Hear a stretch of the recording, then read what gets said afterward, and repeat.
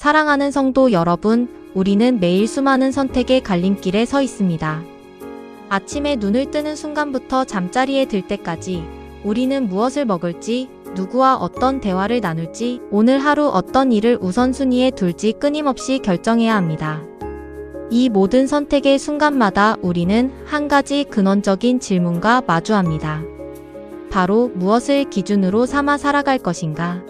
하는 질문입니다. 세상은 끊임없이 우리에게 더 많은 지식을 추구하라고 말합니다.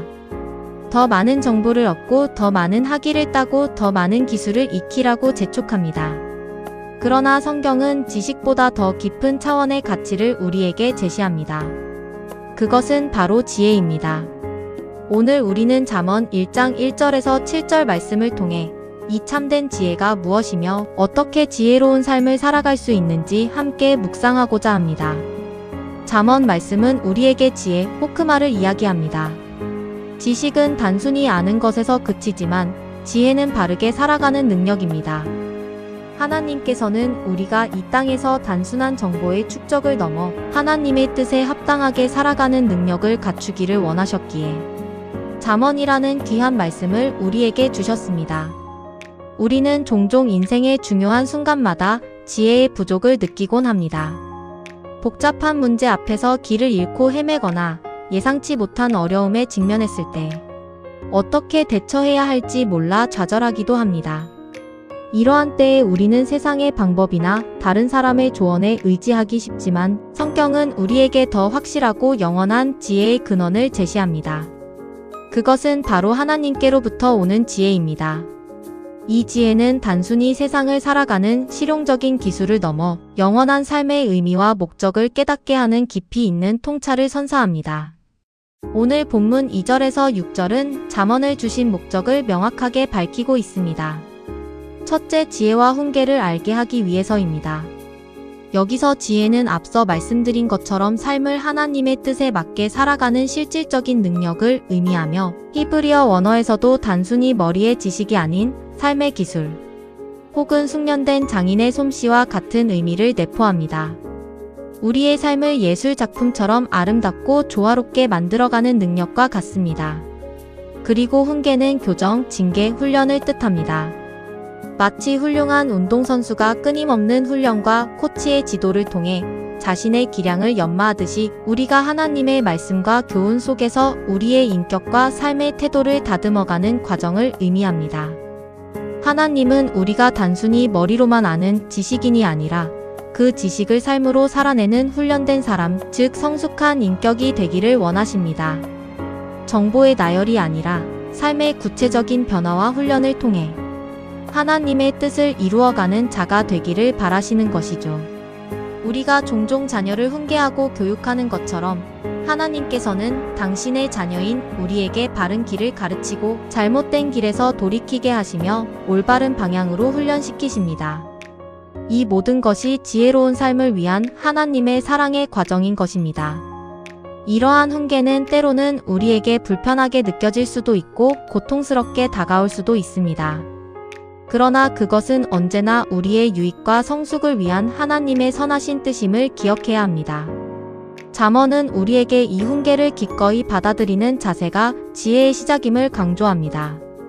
둘째, 잠언은 의와 공평과 정직을 행하게 하기 위해서 주어졌습니다. 의는 하나님 앞에서 올바른 관계를 맺고 바르게 살아가는 것을 의미하며 이는 우리의 모든 삶의 영역에서 하나님이 기뻐하시는 뜻을 이루어가는 윤리적, 도덕적 삶을 포함합니다. 공평은 우리가 타인과의 관계 속에서 올바른 판단을 내리고 정의롭게 행동하는 것을 말합니다. 사회적 약자를 돌보고 불의에 맞서며 모든 사람에게 공정한 대우를 하는 것을 포함합니다. 정직은 굽이거나 치우치지 않고 고든 길을 가는 것을 뜻합니다. 우리의 내면과 외면이 일치하고 말과 행동이 다르지 않으며 진실된 마음으로 삶에 임하는 태도를 의미합니다. 지혜는 단순히 머릿속에 좋은 생각이 아니라 우리의 모든 행동과 판단을 통해 의롭고 공평하며 정직하게 살아가는 구체적인 삶의 방향을 제시하는 힘입니다.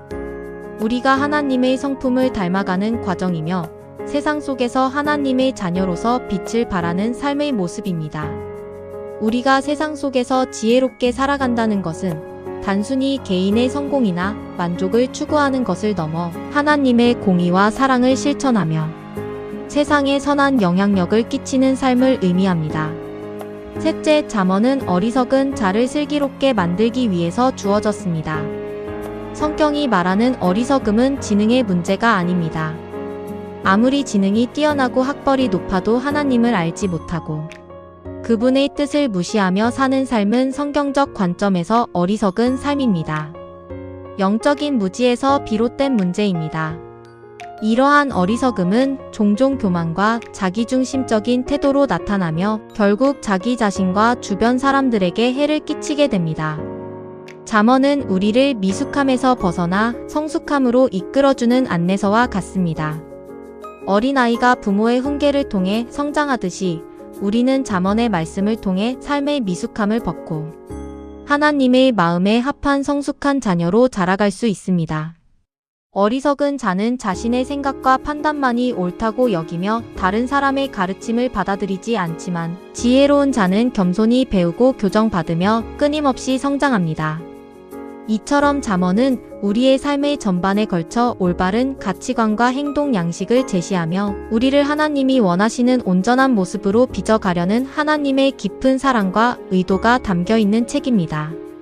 우리는 이 잠언을 통해 단순히 교훈을 얻는 것을 넘어 우리의 존재 자체가 변화되는 경험을 하게 될 것입니다.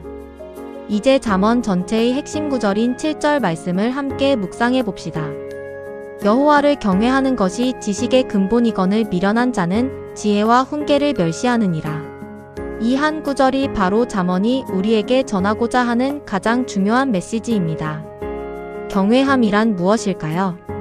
히브리어이라는 단순히 공포에 질려 두려워하는 감정을 넘어서는 것입니다.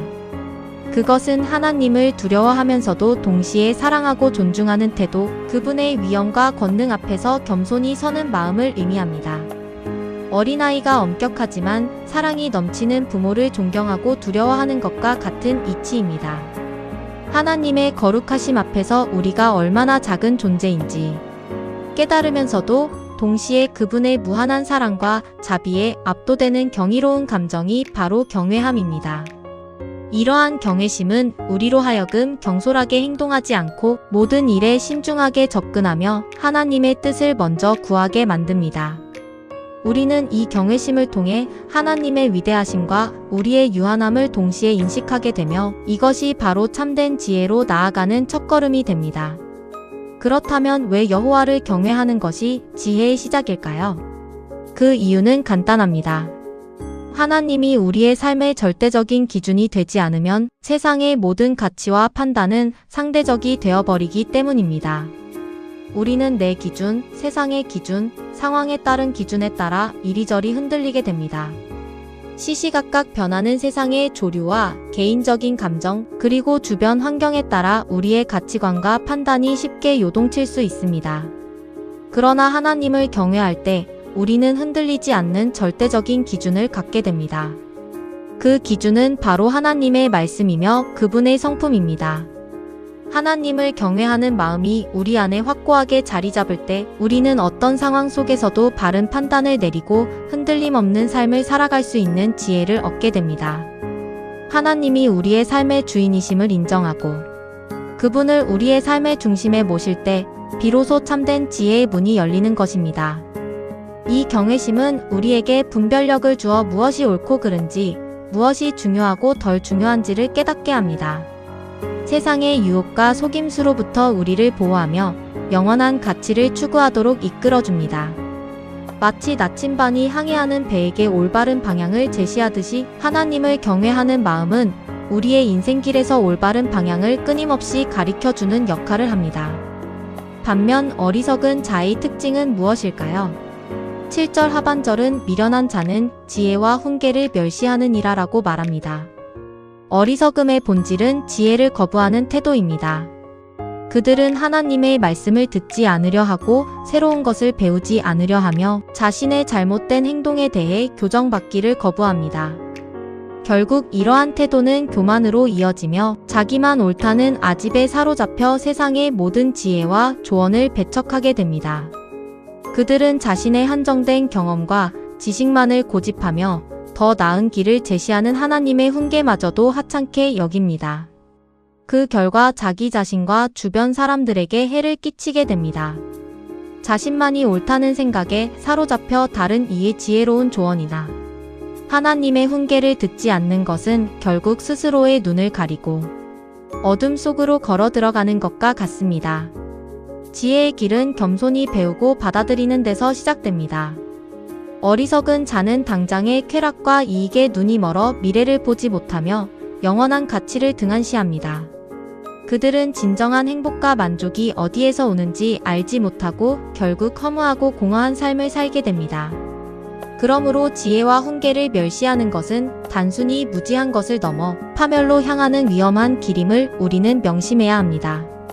잠언은 매우 실제적인 책입니다. 추상적인 철학이 아니라 우리의 일상 속에서 어떻게 지혜롭게 살아갈 수 있는지를 구체적으로 가르쳐 줍니다. 이는 마치 삶의 매뉴얼과도 같습니다. 먼저 말의 지혜를 강조합니다.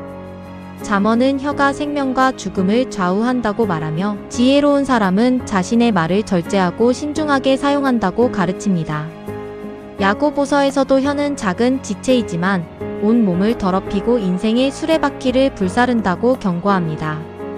경솔한 말 한마디가 관계를 망치고 생채기를 내지만 지혜로운 말 한마디는 생명을 살리고 관계를 회복시킵니다.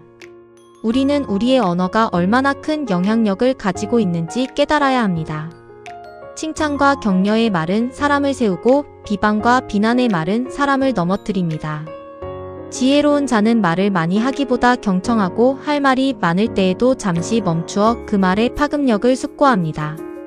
우리의 입술을 통해 지혜가 흘러나와 주변을 살리고 격려하는 도구가 되도록 노력해야 할 것입니다. 또한 관계의 지혜를 말합니다. 잠언은 친구, 가족, 그리고 공동체 속에서 우리가 어떻게 관계를 맺어야 할지를 가르쳐 줍니다. 지혜로운 사람은 이웃을 사랑하고 친구에게 신실하며 공동체 안에서 화합을 도모합니다. 그들은 다툼을 피하고 용서와 이해를 통해 관계를 견고히 세워나갑니다. 지혜는 분쟁을 일으키기보다 관계를 살리고 세우는 데 사용됩니다. 우리는 하나님과의 관계뿐만 아니라 이웃과의 관계 속에서도 지혜를 발휘해야 합니다. 우리의 삶은 홀로 존재하는 것이 아니기 때문입니다. 우리는 서로 연결되어 있으며 건강한 관계는 우리의 삶을 풍요롭게 합니다. 가정에서 부모와 자녀, 부부간의 관계, 직장에서 동료와의 관계, 교회에서 성도들과의 관계 등 모든 인간관계 속에서 지혜를 구하며 사랑과 존중을 바탕으로 상호 협력하는 자세가 필요합니다. 단순히 표면적인 친절을 넘어 진심으로 상대를 이해하고 배려하는 깊이 있는 관계 맺음을 의미합니다. 나아가 물질의 지혜도 강조합니다. 잠언은 재물을 무조건 멀리하라고 말하지 않습니다. 오히려 재물보다 중요한 것은 하나님을 향한 우리의 마음이며 정직하게 재물을 얻고 지혜롭게 사용하는 것이 중요하다고 가르칩니다. 재물이 우리의 주인이 되는 것이 아니라 우리가 재물을 다스리는 청지기가 되어야 함을 일깨웁니다. 물질을 어떻게 관리하고 사용하는지가 우리의 지혜 수준을 나타내는 중요한 척도가 될 수 있습니다. 우리는 물질을 탐욕의 대상으로 삼을 것이 아니라 하나님의 영광을 위해 그리고 이웃을 돕는 선한 도구로 사용해야 합니다. 땀 흘려 얻은 재물을 감사함으로 받고 낭비하지 않으며 어려운 이웃과 나누는 삶이 진정한 물질의 지혜입니다. 또한 부자가 되는 것 자체보다 중요한 것은 그 부를 어떻게 관리하고 사용하느냐에 달려 있습니다. 잠언은 부정한 방법으로 얻은 재물은 결국 화가 되지만 의로운 수고로 얻은 재물은 복이 된다고 가르치며 재물의 많고 적음을 떠나 정직과 성실함으로 물질을 대하는 태도의 중요성을 강조합니다. 결국 잠언이 말하는 지혜는 특정 영역에 국한된 것이 아닙니다. 지혜는 말, 관계, 물질뿐만 아니라 우리의 생각, 감정, 행동, 그리고 삶의 모든 영역을 다스리는 총체적인 능력입니다. 지혜로운 삶이란 하나님의 뜻에 따라 모든 삶의 영역에서 균형 잡힌 성숙함을 이루어가는 것입니다. 우리의 직장에서, 가정에서, 공동체 안에서, 그리고 개인적인 시간 속에서도 우리는 지혜를 따라 살아가야 합니다. 마치 오케스트라의 지휘자가 모든 악기들을 조화롭게 이끌어 아름다운 하모니를 만들어내듯이 우리의 삶의 모든 요소들이 하나님의 지혜 안에서 조화를 이루어 멋진 인생의 선율을 만들어가는 것과 같습니다. 지혜는 우리에게 올바른 우선순위를 가르쳐주고 복잡한 상황 속에서도 본질을 꿰뚫어 볼 수 있는 통찰력을 제공하며 무엇보다 하나님과의 깊은 교제 속에서 오는 평안과 만족을 선물합니다. 따라서 지혜로운 삶은 단순히 문제를 해결하는 능력을 넘어 하나님 안에서 온전한 행복을 누리는 삶이라고 할 수 있습니다. 신약 성경은 잠언의 지혜를 훨씬 뛰어넘는 놀라운 사실을 우리에게 알려줍니다. 예수님께서는 단순히 지혜를 가르치거나 주시는 분이 아니라 그분 자신이 바로 하나님의 지혜 그 자체이십니다. 고린도전서 1장 24절은 그리스도가 곧 하나님의 능력이요 하나님의 지혜라고 말씀합니다. 하나님의 지혜가 육신이 되어 이 땅에 오신 분이 바로 예수 그리스도이십니다. 그분은 완전한 삶의 모델이시며 그분의 가르침과 삶 자체가 지혜의 정수입니다. 예수님의 말씀 한마디, 행동 하나하나에는 하나님의 지혜가 고스란히 담겨 있습니다. 우리는 잠언을 통해 결국 그리스도를 닮아가게 됩니다. 예수님을 알아가고 그분의 삶을 따르는 것이야말로 지혜로운 삶의 궁극적인 목표인 것입니다. 그분은 우리에게 죄 없으신 삶으로 의로움이 무엇인지 보여주셨고 모든 인류를 위한 십자가의 사랑으로 참된 공평과 희생을 가르치셨습니다. 또한 부활하심으로 생명의 정직한 길을 여셨습니다. 그러므로 잠언을 묵상하며 지혜를 구할 때 우리는 결국 예수 그리스도의 인격과 사역 안에서 모든 지혜와 지식의 보고를 발견하게 됩니다. 예수님 안에 감추어져 있는 하나님의 지혜를 깊이 탐구하며 그분의 형상을 본받아 변화되는 삶을 살아야 할 것입니다. 그렇다면 우리는 이 잠언의 말씀을 통해 어떻게 살아가야 할까요? 첫째, 하나님을 경외하십시오. 예배의 자리에서만이 아니라 일상의 모든 순간, 매 선택의 순간마다 하나님이라면 어떻게 보실까? 하나님이라면 무엇을 원하실까? 라는 질문을 던지며 하나님을 우리의 삶의 중심에 두십시오. 직장에서 일을 할 때도, 가족과 대화할 때도, 혼자 있는 시간에도 하나님이 보고 계심을 기억하며 그분을 경외하는 마음으로 행동하십시오. 우리의 마음 깊은 곳에서 우러나오는 경외심은 우리를 겸손하게 만들고 하나님의 뜻에 순종하게 하며 궁극적으로는 그분과의 더욱 깊은 친밀함으로 인도할 것입니다. 우리는 이 경외심을 통해 하나님의 주권을 인정하고 우리의 모든 필요와 소망을 그분께 맡기게 됩니다. 둘째, 말씀을 통해 지혜를 배우십시오. 잠언을 매일 꾸준히 읽으십시오. 잠언은 마치 보물 창고와 같습니다. 구절 하나하나가 우리의 삶에 실질적인 교훈과 지혜를 제공합니다. 지혜는 한순간에 얻어지는 것이 아니라 반복적인 말씀 묵상과 삶의 적용을 통해 서서히 자라납니다. 잠언은 짧고 간결한 구절들로 이루어져 있어 매일 조금씩 묵상하기에 좋습니다. 말씀을 통해 하나님의 지혜를 우리 마음에 새기고 그 지혜가 우리의 삶을 인도하도록 맡기십시오. 단순히 읽는 것을 넘어 그 말씀을 깊이 묵상하고 우리의 삶에 어떻게 적용할지 구체적으로 고민해야 합니다. 말씀을 생활 속에 살아 숨쉬게 할 때 우리는 세상의 어떤 가르침보다 강력한 지혜를 얻게 될 것입니다. 성경은 하나님의 영감으로 기록된 살아있는 말씀이며 우리의 길을 밝히는 등불이자 우리의 발을 인도하는 빛입니다. 이 말씀 안에서 우리는 참된 지혜의 보고를 발견할 수 있습니다. 셋째, 교정을 받아들이십시오. 잠언은 훈계를 거부하는 자가 어리석다고 말합니다. 주변 사람들의 진심 어린 책망이나 조언을 겸손하게 받아들이십시오. 때로는 그것이 불편하고 쓰게 느껴질지라도 훈계는 우리를 향한 사랑의 표현이며 우리를 더 지혜로운 사람으로 성장시키는 과정입니다. 하나님께서 말씀을 통해 때로는 부모님, 배우자, 친구, 목회자 등 사람을 통해 우리에게 주시는 훈계를 기꺼이 받아들이십시오. 이러한 교정은 우리를 더 나은 방향으로 이끌고 우리가 미처 보지 못했던 우리의 단점과 부족한 부분을 깨닫게 합니다. 교만을 버리고 겸손한 마음으로 훈계를 수용할 때 우리는 한 단계 더 성숙한 지혜의 사람으로 발돋움할 수 있습니다. 하나님의 훈계는 우리를 넘어뜨리려는 것이 아니라 우리를 세우고 온전하게 하시려는 사랑의 손길임을 기억합시다. 넷째, 삶으로 지혜를 나타내십시오. 지혜는 머릿속에만 머물러 있는 것이 아닙니다. 우리의 말과 행동, 관계와 선택을 통해 반드시 열매로 드러나야 합니다. 우리가 얼마나 지혜로운 사람인지는 우리가 어떤 말을 하고 어떤 관계를 맺고 어떤 선택을 하는지를 통해 나타납니다. 말 한마디라도 덕이 되게 하고 관계 속에서 사랑과 화합을 이루며 올바른 선택을 통해 하나님의 뜻을 이루어가는 삶을 사십시오. 우리의 삶 자체가 하나님의 지혜를 증거하는 간증이 되게 하십시오.